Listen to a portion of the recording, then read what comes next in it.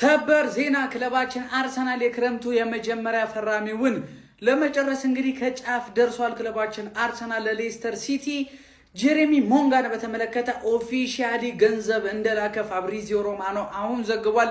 ጄሬሚ ሞንጋም እንግዲህ ከረጅም ቀናት በፊት ከአርሰናል ጋር ሙሉ ለሙሉ እንደተስማማና ለክለቡም እንዳሳወቀ እንዲሁም ደግሞ ከአርሰናል ከሌስተር ጋር ድርድሮችን እንዲጨረሰና አሁን ኦፊሻሊ ቢድ እንዳረገ ፋብሪዚዮ ሮማኖ ዘግቧል። ይህ የ16 ዓመት ወጣት ተጫዋች ጋይስ እጅግ በጣም ክህሎት አለው። ጄሬሚ ሞንጋ ሃይላይትስ ዲስ ሲዝን ብላችሁ እንግዲህ ሰርች አድርጋችሁ ማየት ትችላላችሁ። የሚገርም የ16 ዓመት ክህሎት ያለውን የክንፍ ተጫዋች ነው ያገኘ ነው። በሌፍት ዊንግም በራይት ዊንግም መጫወት የሚችል የአርሰናል የመጀመሪያ ፈራሚ ይሆናል ተብሎ ይጠበቃል። ሰበር ዜና አርሰናል ጀረሚ ሞንጋን ለማስፈረም ለሌስተር ሲቲ ይፋዊ ጥያቄ አቅርቧል ሲል ታማኙ ጋዜጠኛ ፋብሪዚዮ ሮማኖ አሁን ከ5 ደቂቃ በፊት ዘግቧል። ሀቢቢ በግል ጥቅማጥቅም ባለፈው እንደተስማሙ ሰምተናል። እንግዲህ የመጀመሪያ ፈራሚያችን ይሄ የ16 ዓመት የሌስተር ሲቲ የክንፍ ተጫዋች ጀረሚ ሞንጋ የሚሆን ይመስላል። ምናልባትም እንግዲህ ዛሬ የሚቀበሏቸው ከሆነ ሂር ዊጎ እንሰማለን ማለት ነው። መቻቸው ሞርጋን ሮጀርስን ስንጠብቅ ሞንጋ የሚባል ስሙ ይመሳሰላል ብለው ይኸው ለዚህ ለሌስተር ሲቲ ያው ይፋዊ ጥያቄ አቀረቡ ብሎ ፋብሪዚዮ አሁን ተናገረ። ልጁ እኮ ይችላል፣ ግን ማን ይወስዷል? ይሄ ልጅ ቼልሲ ነው አይደለ? ጥቁር ተጫዋች የሚለቅመው የቼልሲ ማለት ደግሞ የኛ መጋዘን ነው። የሆነ ሰዓት መሸጡ አይቀርም። የምን እንደዚህ መጣደፍ ነው?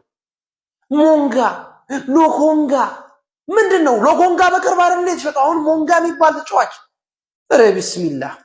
ሮጀርስ አሁን አሉ የሚገራርም አሁን የ18 ዓመቱ ሞሮኮዊ ተጫዋች በቃ አይን ውስጥ ራዳር ውስጥ የገቡት ተጫዋቾች አሉ። እነሱን ታመጣና እነዚህ የትም አይሄዱም። ከቼልሲ ውጪ ይሄን ሲያይ ላጩ ጠብ የሚል ክለብ የለም። ቼልሲ ደግሞ ማለት እህት ኩባንያ አፈር አባቱ ያስብለው የእግር ኳስ ኩሎቱና እሱ ይሸጧል። የት ሄድብናል?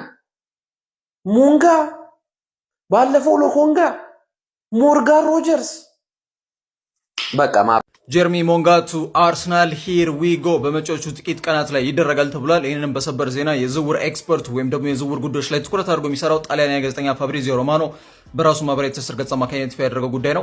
ብዙ ጊዜ እኔም ስላችሁ ነበር የአርሰናል የመጀመሪያ ፈራሚ ከሆነ ወይ ዞሊስ ወይ ሞንጋ ነው። የሞንጋ ጉዳይ ግን ቅርብ ይመስላል የሚሉ ሀሳቦች በጣም በስፋት ከፋብሪዚዮ ጎን ለጎን ከዛ አትሌቲክም ሌሎችም መረጃዎች ሲዘግቡ ስለነበር ማለት ነው።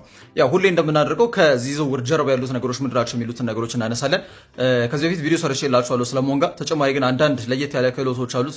ለምን አርሰናል በዚህ ደረጃ ተጫዋች ይፈልገው የሚሉትን ጉዳዮች ከዚህ ቪዲዮ ታገኛላችሁ የሚል እምነት አለኝ። ኮፒ ሊንክ እና ፎሎ ማድረግ እንዳይረሳ።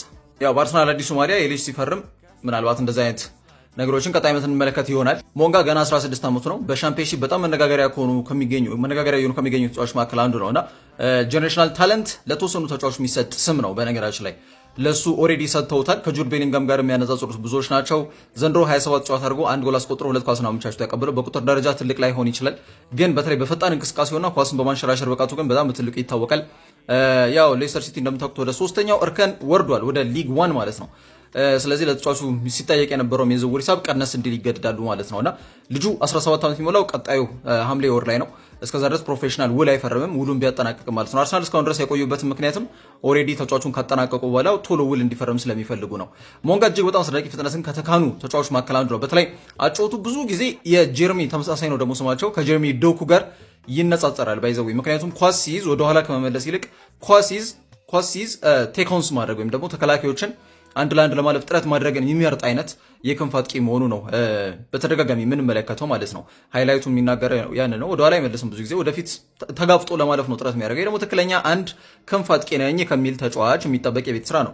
ያ የቤት ስራ ትሮሳርድ እና ማርቲኔሊ ቤት ከተሰራ ቆያ። የቤት ስራቸውን ከሰሩ በዚህ ረገድ በጣም የቆዩ ተጫዋቾች ይመስሉኛል። ኳስን በነካባቸው የመጀመሪያዎቹ 100 ንክኪዎች ወደ ድሪብል በመቀየር ወይም ወደ ድሪብል ስላችሁ ተከላካዮችን ለማለፍ ነው የሚጠቀምበት። ብዙ ጊዜ ኳስን ይነካል፣ ወደፊት ነው የሚሄደው። በዛ ሂደት ከሻምፒዮንሺፑ ስሙ ከፊት የሚጠቀስ ተጫዋች ነው። በተለይ ደግሞ ከ17 ዓመት በታች ከሄደን ደግሞ በቀዳሚነት ስሙ ይጠቀሳል ማለት ነው። በአማካኝ 40 በመቶ የተሳኩ ድሪብሎችን በሚያደርግ ተጫዋች ስለመሆኑ ቁጥሮች ይናገራሉ። ይሄ ከብዙ በጥቂቱ ነው። ኢንስታግራም ገጹ ላይ ያገኘሁት ቪዲዮ ነው። ሊንክ አፕ ላይ በጣም ጥሩ መሆኑን ያሳያችኋል።